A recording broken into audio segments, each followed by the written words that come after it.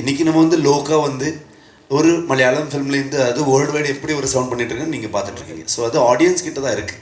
எனக்கு லைஃப்பில் வந்து ரொம்ப பெரிய பட்ஜெட் படம் அப்போது அந்த காந்தாரா. நான் ஒரு ஹீரோ அவ்வளோ பெரிய பட்ஜெட்டில் ஒர்க் பண்ணது கிடையாது, ஆஸ் அ டைரக்டர் பண்ணது கிடையாது. மேக்ஸிமம் ஒரு 3.5-4 crores பண்ணுற ஒரு ஆளாக இருந்தது நான். ஸோ ஃபஸ்ட் டைம் ஒரு 15 crore 16 crore படம் வந்துச்சுன்னா ரிலீஸ் டைமில் பயங்கரமாக ப்ரெஷர் இருந்தது. அப்போது ரிலீஸ் ஆனதுக்கப்புறம் என்னாச்சுன்னா எல்லாருமே இது ஒரு சின்ன பட்ஜெட் படம்னு சொல்கிறாங்க. Because of the collection number some 400+ crores அந்த மாதிரியெல்லாம் சொல்லிட்டு அது ரிலீஸ் ஆகிட்டு ஆடியன்ஸ் பெருசாகிட்டு பட்ஜெட்டு குறைச்சிட்டாங்க. ஸோ எனக்கு வந்து அப்போது பயங்கரமாக டென்ஷன் இருந்தது. ஸோ எப்படி ஆகிடுது அப்படின்னு.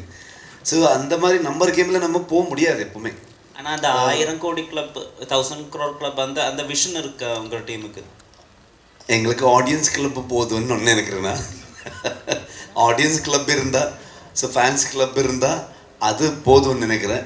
அது அவர் தான். ஸோ அது வந்து நம்ம சொல்ல முடியாது. ஒரு படம் வந்து நாங்கள் we can make a film, ஆனால் அது பெருசு சின்னதாக்குறது ஆடியன்ஸ் தான்.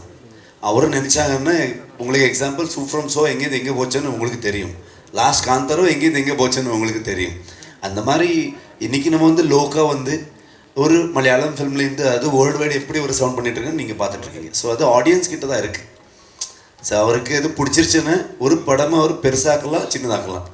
So it is up to them. நாங்கள் வந்து எப்போவுமே ஒரு ஹானஸ்ட்டாக இப்போது அந்த ஒரு காந்தாரை வந்து நீங்கள் இதை கொண்டு போய் பேன் இண்டியா வேர்ல்டு வைடு அதை ரீச் பண்ணிவிட்டு அது வந்து எங்களுக்கு ப்ரெஷர் எடுத்தால் ஐ திங்க் அது ஜஸ்டிஃபை ஆக மாட்டாதுன்னு நினைக்கிறேன். நான் அது ஒரு ரெஸ்பான்சிபிலிட்டியாக எடுத்துக்கிட்டு நாங்கள் வந்து இன்னும் அதிகமாக எஃபர்ட் போட்டு ஹார்ட் ஒர்க்கு நல்லா போட்டிருக்கோம். நிறைய டிஓபி பெங்லான் நம்ம எல்லாருமே ரமேஷேட்டா ஒன்றும் இல்லை. ரமேஷேட்டா ஸ்டூடியோவில் நல்ல ஏசியில் இருந்தார். ஸோ நாங்கள் ஸ்பாட்டில் மட்டும் பயங்கரமாக இன்ஜுரிஸ் அது இது.